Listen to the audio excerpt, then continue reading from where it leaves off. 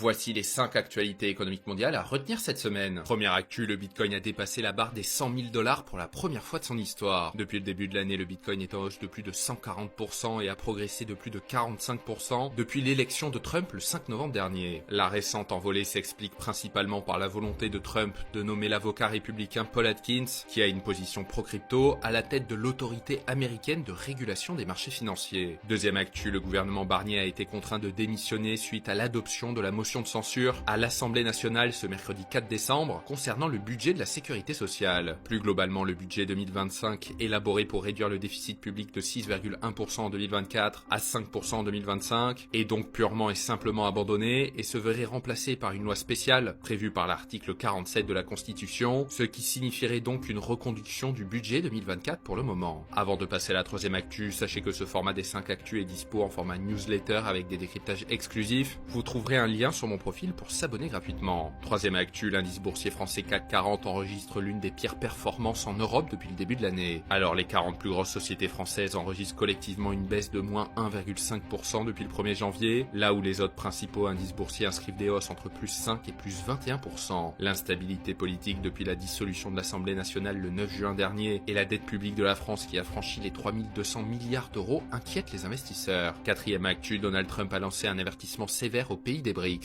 En fait, le président élu a menacé d'imposer des droits de douane jusqu'à 100% si ces pays cherchent à affaiblir la domination du dollar américain. Car en effet, depuis plusieurs années, le bloc des BRICS+, composé du Brésil, de la Russie, de l'Inde, de la Chine, de l'Afrique du Sud, de l'Égypte, de l'Éthiopie, de l'Iran et des Émirats arabes unis, envisage en effet d'abandonner le billet vert dans leurs échanges internationaux ou de créer une nouvelle monnaie commune. Cinquième actu, Emmanuel Macron a signé des partenariats stratégiques en Arabie Saoudite. Accompagné d'une cinquantaine de patrons de grands groupes français comme Total, EDF, Veolia, Dassault ou encore Thales, et des startups comme Pascal, Alan ou encore Mistral, Macron a en début de semaine renforcé les liens avec le Royaume, alors que l'Arabie Saoudite veut diversifier son économie, aujourd'hui très dépendante du pétrole.